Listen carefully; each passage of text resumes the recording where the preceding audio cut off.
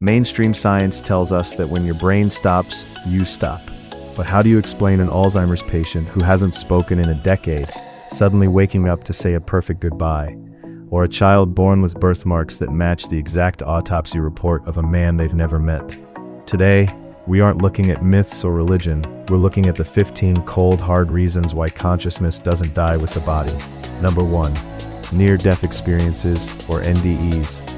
Researchers like Dr. Bruce Grayson have categorized NDEs not as hallucinations, but as hyper-lucid experiences. While a hallucination is fuzzy and disorganized, NDEs are structured, logical, and often feel more real than real life, occurring even when the brain shows zero electrical activity. A famous case exemplifies this phenomenon: Anita Moorjani. In 2006, Anita was in a coma, her body riddled with lemon-sized tumors from end-stage lymphoma. All of her organs had shut down. While she was in a coma, Anita claimed to have experienced an NDE. She claimed to enter a realm of pure clarity, where she understood the cause of her illness. And although she didn't want to return to her diseased body, she was encouraged by her father and best friend to return and live her life fearlessly. Despite doctors saying she had hours to live, she woke up and her tumors vanished within weeks, a recovery that remains a medical anomaly to this day. Number 2. Veridical near-death experiences. Veridical means truthful or coinciding with reality. This occurs when a person is clinically dead, no heartbeat, no brain waves, yet accurately describes events happening in the room or even in other parts of the hospital that they could not have heard or guessed. One popular example was the case of Pam Reynolds. Pam had what was thought to be an inoperable brain aneurysm. One doctor decided that her only chance of survival would be for her to undergo a standstill surgery. A surgery where the patient's temperature is reduced to 10 degrees Celsius, their breathing and heartbeat stopped, and their blood drained from their brain. The doctors ensured her brainstem was unresponsive by having Pam wear earplugs that emitted clicking sounds. The surgery could only be conducted once they confirmed her brain was unresponsive.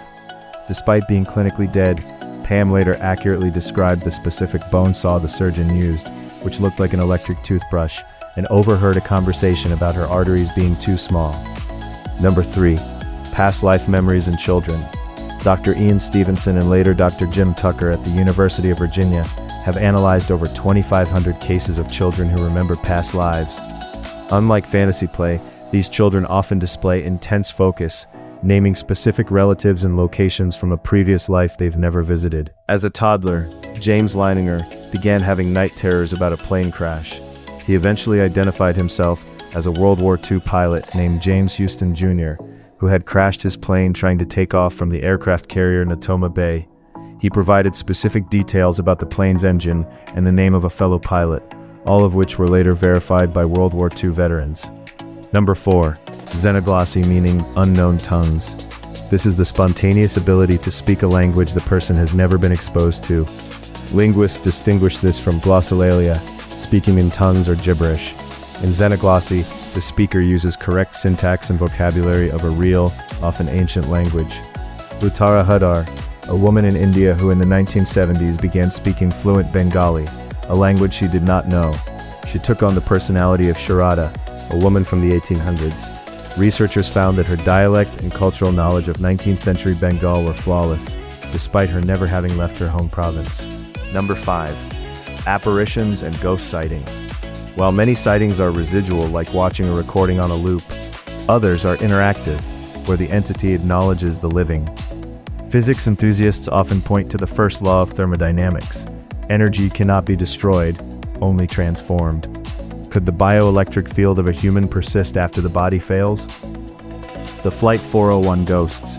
After Eastern Airlines Flight 401 crashed in 1972, parts of the plane were salvaged and used in other L-1011 aircraft. Over the following months, dozens of crew members on those specific planes reported seeing the captain and flight engineer of the crashed flight, often warning them about technical issues before they occurred. Number 6. Electronic voice phenomena, or EVP. EVPs are anomalous speech sounds captured on electronic media that were not heard by the human ear at the time of recording.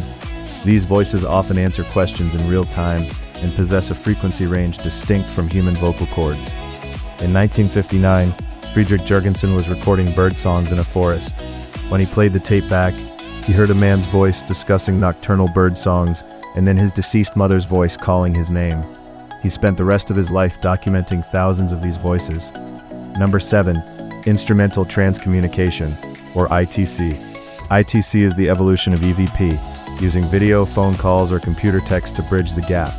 Proponents believe that consciousness can manipulate electromagnetic frequencies to form images or words on digital screens. The Klaus Schreiber images. In the 1980s, German researcher Klaus Schreiber claimed to receive images of his deceased family members on a television screen using a feedback loop method. The images were remarkably clear and matched photographs of the deceased that Schreiber didn't even possess at the time. Number 8. Mediumship and channeling. Beyond the stage magicians, mental mediums often undergo proxy sittings where they are given no information about the client. The goal is to provide drop-in information, facts about a deceased person that neither the medium nor the client knew, but were later verified. Leonora Piper, a famous medium, was investigated for 25 years by the Society for Psychical Research. Even the skeptical father of American psychology, William James, admitted that Piper knew things about his dead relatives that were impossible for her to find out through private investigators. Number 9. Shared death experiences, or SDEs. This occurs when a healthy person at a bedside feels the room change. They might see the soul leave the body, or feel themselves being pulled halfway into a tunnel of light with the dying person. Raymond Moody became convinced that this phenomenon was real after interviewing a woman who reported that the room became bright, and she saw her husband's deceased mother appear to guide him out of his body. Number 10. Deathbed visions. Unlike drug-induced hallucinations, deathbed visions are peaceful and orderly. Dr. Christopher Kerr conducted a 10-year hospice study of 1,400 patients and found that over 80% had vivid visions of deceased loved ones, reducing fear of death and feeling more a homecoming than a departure. Number 11. Terminal lucidity. Terminal lucidity is one of the most medically confounding phenomena in end-of-life care. It describes the unexpected return of mental clarity, memory, and personality in patients suffering from severe, often irreversible, neurological or psychiatric disorders. What makes this light before the dark so chilling for medical professionals is that it frequently occurs in patients whose brains are physically incapable of such function. The case of Anna Katharina Amer, 1922, remains a cornerstone of this study. Anna lived in a mental institution and had suffered from severe, nonverbal cognitive disabilities since birth. For her entire life, she had never spoken a single word or shown any sign of higher mental processing. However, as she lay dying of tuberculosis, the staff was stunned to find her sitting up in bed. For a period of about 30 minutes, Anna, who had been locked away in a broken mind for her entire existence, began to sing funeral hymns with perfect vocal clarity and deep emotional expression. The doctors and nurses present described it as a transfiguration. Shortly after finishing the hymns, she slipped away and died. Number 12. End-of-life synchronicities. End-of-life synchronicities are meaningful coincidences that occur at the moment of death, defying the known laws of probability. While science often dismisses these as apophenia, finding patterns in random data, the sheer specificity and frequency of these events, witnessed by thousands of hospice workers and families, suggest a profound, non-local connection between human consciousness and the physical world. One of the most legendary cases of this phenomenon involves the Jenkins brothers and the wall clock at the George Hotel in North Yorkshire, England. The hotel was run by two brothers. For decades, a large, reliable grandfather clock stood in the lobby. According to witnesses, the clock was deeply linked to the lives of the men. When the first brother died, the clock, previously a perfect timekeeper, began to lose time rapidly, despite being perfectly maintained. When the second brother passed away at the age of 90, the clock reportedly stopped dead at the exact moment of his final breath. Professional clockmakers were called in to repair it. They stripped the clock down, cleaned every gear, and rebuilt it from scratch. Despite being fully wound and mechanically sound, the clock never ticked again. This specific event was so famous, it inspired Henry Clay Work to write the iconic 1876 song, My Grandfather's Clock, which immortalized the lyrics. It stopped short, never to go again, when the old man died. Number 13. Reincarnation, physical evidence. While many view reincarnation as a purely spiritual or philosophical concept, researchers like Dr. Ian Stevenson and Dr. Jim Tucker at the University of Virginia have approached it as a scientific mystery. Their work focuses on cases of the reincarnation type, CORT, specifically focusing on children who not only remember past lives, but carry physical evidence of them. This theory suggests that if consciousness survives death and reseats itself in a new body, the trauma or significant events of the previous life might leave a psychosomatic impression on the developing fetus. This results in birthmarks or congenital defects, often called biological signatures, that correspond exactly to fatal wounds or marks on the deceased person. One of the most meticulously documented cases of physical reincarnation evidence comes from the village of Sarkanak, Turkey. Semih Tutusmus was born with a severe congenital defect known as microtia. His right ear was significantly deformed, appearing small, underdeveloped, and essentially crushed. As soon as Semih was old enough to speak, he began insisting that his name was not Semih, but Salim Bey. He claimed that in his other life, he lived in a neighboring village and was a man of some status. Most chillingly, he described exactly how he died. He had been shot at point-blank range with a shotgun, and the blast had struck the right side of his head, destroying his ear. When researchers tracked down the family of the real Salim Bey, the details were horrifyingly accurate. Number 14. Out-of-body experience, or OBE, is a phenomenon where a person's consciousness, the seat of the self, perceives the world from a location outside their physical body. Unlike a dream or a hallucination, an OBE is characterized by veridical perception, meaning the person can accurately observe and later describe events, objects, or conversations that occurred while they were unconscious or physically distant. While many associate OBEs with the moments before death, they can also occur during extreme physical trauma, deep meditation, or even spontaneously. For researchers, these cases provide some of the strongest evidence for the dualist view. The idea that the mind and the brain are two separate entities, and that the mind can function perfectly, even more clearly, when unplugged from the biological hardware. One of the most scientifically celebrated cases of an OBE occurred in 1977 at Harborview Medical Center in Seattle. It involves a migrant worker named Maria. Maria suffered a severe cardiac arrest and was rushed to the hospital. While the medical team worked frantically to resuscitate her, she was clinically unconscious. Later, after she had been stabilized, she told her social worker Kimberly Clark something extraordinary. Maria claimed that during her cardiac arrest, she felt herself rising up to the ceiling. She then felt herself move through the walls and outside the hospital building altogether. While floating outside the third floor, she spotted a very specific object that had no business being there, a blue rubber-soled tennis shoe sitting on a window ledge. Skeptical but curious, Kimberly Clark went to the third floor and began looking out the windows. She couldn't see anything at first. She eventually had to press her face against the glass of a specific window and look down at an angle that was physically impossible to see from inside Maria's room. There, exactly as Maria had described, sat the blue tennis shoe.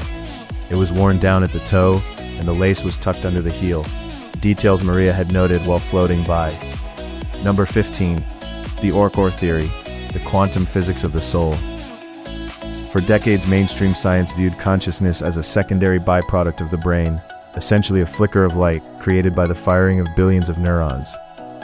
However, Nobel Prize-winning physicist Sir Roger Penrose and anesthesiologist Dr. Stuart Hameroff have proposed a theory that shifts consciousness from the realm of biology into the realm of quantum physics. This theory is known as orchestrated objective reduction, OR. It suggests that our self is not a digital program. To understand this theory, you have to look smaller than the neuron. Inside every brain cell are microtubules, tiny hollow structures made of a protein called tubulin. Penrose and Hameroff argue that these microtubules are the perfect quantum computers. Because of their symmetrical lattice-like structure, they can protect quantum states from the noise of the warm, wet brain. In this view, consciousness is orchestrated by quantum vibrations occurring within these tubes. The most profound aspect of OR is how it treats consciousness. In physics, there is a fundamental principle called the conservation of information. It states that quantum information can neither be created nor destroyed.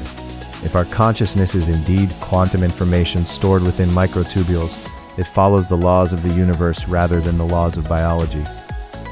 When the heart stops beating and blood ceases to flow, the biological computer, the brain, shuts down. However, the quantum information inside the microtubules doesn't simply vanish. Hammeroff and Penrose suggest that upon clinical death, the quantum information within the microtubules is released. However, because of a phenomenon called quantum entanglement, this information doesn't necessarily dissipate into random chaos. Instead, it could persist as a coherent entity outside the body. This provides a potential scientific framework for near-death experiences.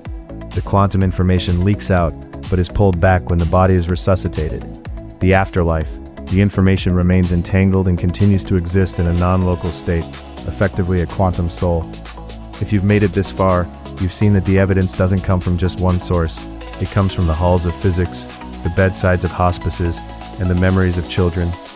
Whether it's the geometry of a microtubule or the hands of a stopped clock, the universe seems to be whispering that death is not a wall, but a doorway.